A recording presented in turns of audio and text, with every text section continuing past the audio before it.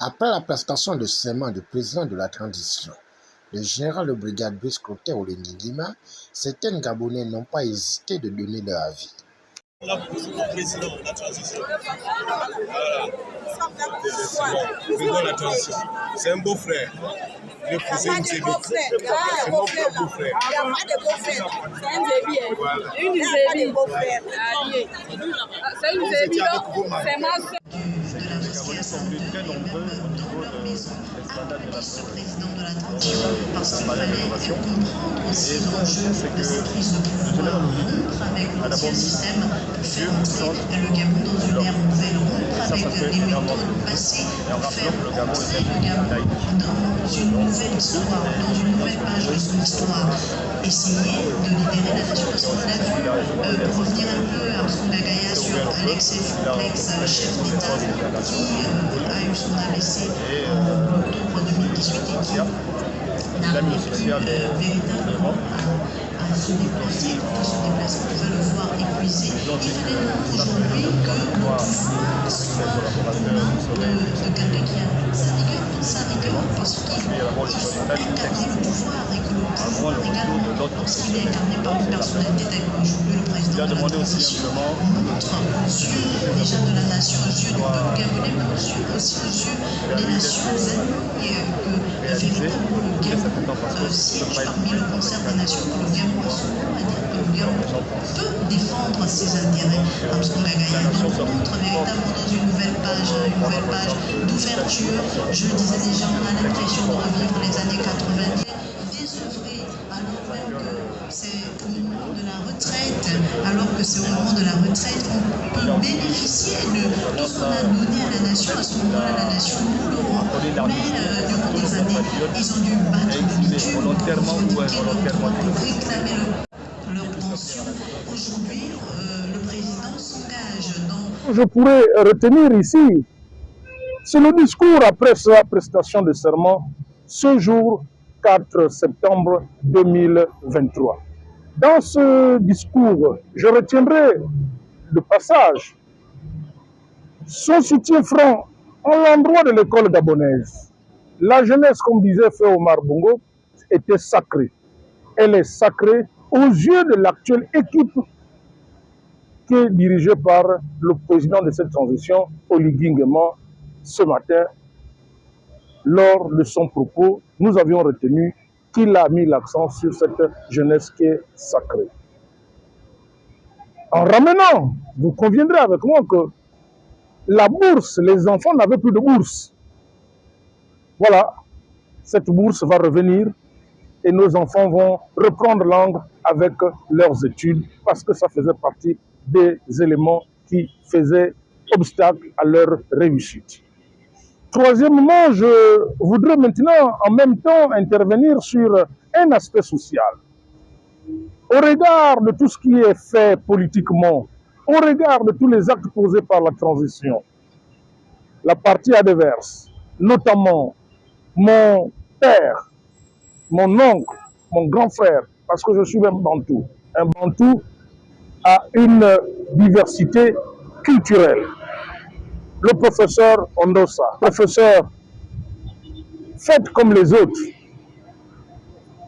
intégrer la réflexion commune qui est celle qui consiste à faire table rase de ce qui s'est fait, de ce que nous avions tous vécu lors de la présidentielle du 26 août 2023. Le comité de transition a sauvé la République. Restons dans ce contexte de sauver la République.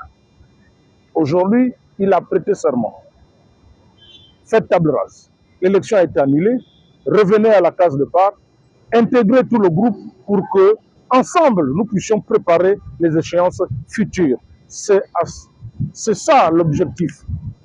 En tant qu'acteur de la société civile, je vous exhorte. Jean Wendinga, en tant qu'acteur de la société civile, vous exhorte à faire table rase, à reconsidérer vos avis et vous préparer davantage aux prochaines élections qui vont être déterminées par le comité de transition à travers son gouvernement qui va être mis en place. Et nous attendons ce gouvernement. Et ce gouvernement, nous insistons, je dis bien, nous insistons, qu'il y ait un premier ministre militaire, et que nous ayons ensemble une culture militaire. Parce que 55 ans durant, c'est la société civile qui gère. 55 ans durant, ce sont les civils qui gèrent. Et les civils nous ont amenés où aujourd'hui? Nous était l'intervention de l'armée.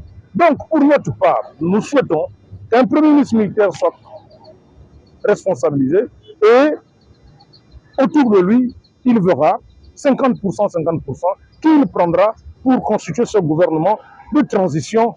Et cette transition, pour notre part également, elle doit être de 4 ans. Donnons 4 ans à ce gouvernement de transition si nous voulons bien faire les choses.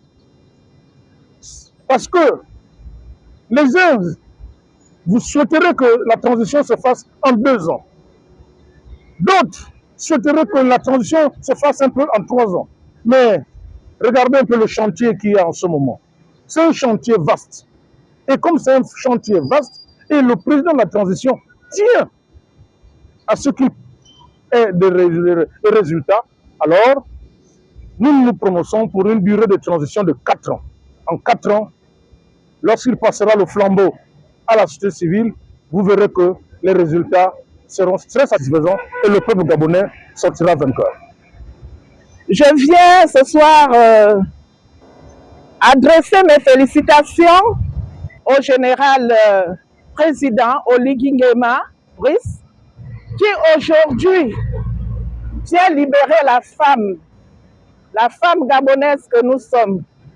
Dans ce pays, nous avons été plusieurs fois marginalisés, nous les femmes responsables de famille, avec nos multiples charges.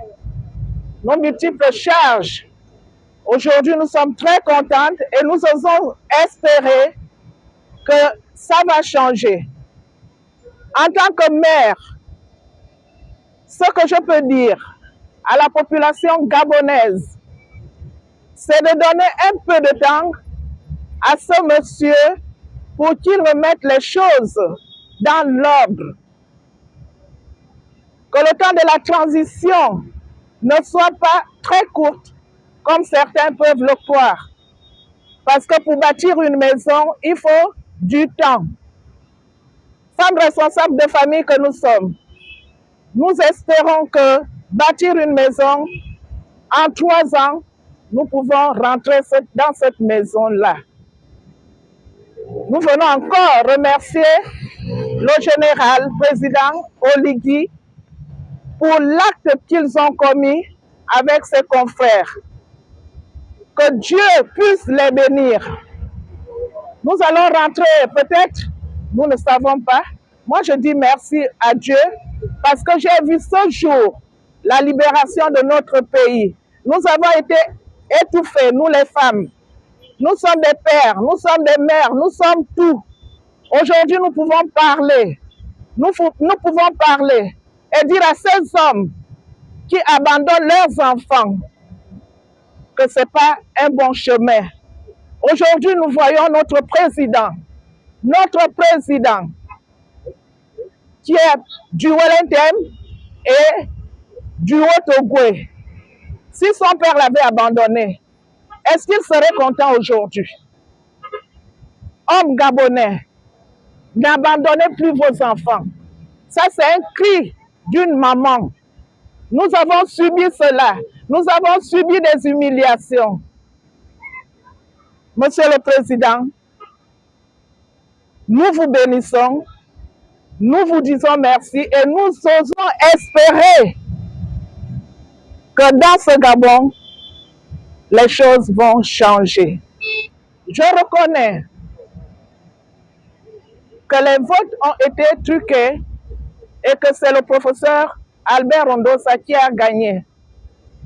Mais avec la sagesse du Dieu Tout-Puissant, il a touché l'armée, il a touché les militaires afin de donner ce coup de grâce pour qu'il n'y ait pas effusion du sang. Moi, personnellement, j'avais déjà le cœur en l'air parce que mes enfants sont éparpillés partout dans Libreville.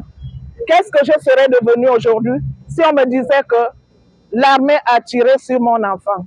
Oui, mais écoutez, je vis sur cette planète et tous ceux qui y vivent ont les esprits dégagés.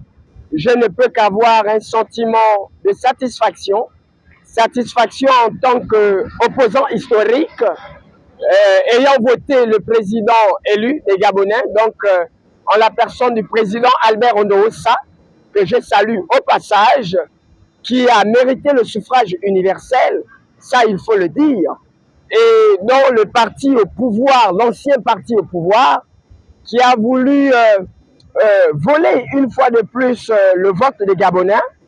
Alors, le président de la transition, la personne du général de brigade, monsieur Oligui Nguema, qui lui, avec son équipe, a récupéré la légitimité du peuple gabonais, coup d'État, selon comment les gens l'appellent. Mais moi, j'appellerais cela le coup de grâce. Alors, face à ce coup de grâce orchestré par l'armée gabonaise, que je félicite parce que sans eux, le président Albert Ondossa n'allait pas se voir remis directement son pouvoir qu'il a gagné légitimement par le suffrage des Gabonais, comme moi, qui l'ai voté dans la majorité. Donc, après que le général a décidé d'une transition, bon, c'est un sentiment de satisfaction, le coup d'État militaire contre le système Bongo-PDG, mais encore, j'interpelle l'armée gabonaise avec tout le respect et tous les honneurs que nous avons d'eux, parce que grâce à eux, nous avons été libérés d'un système Bongo-PDG, mais qu'ils ne commettent pas l'erreur de garder le pouvoir. Je donne et je lance un appel au président, son Excellence, Monsieur le Général Oligui Nguema. Félicitations d'avoir fait le coup d'État militaire contre les Bongo-PDG. Ça, c'est un.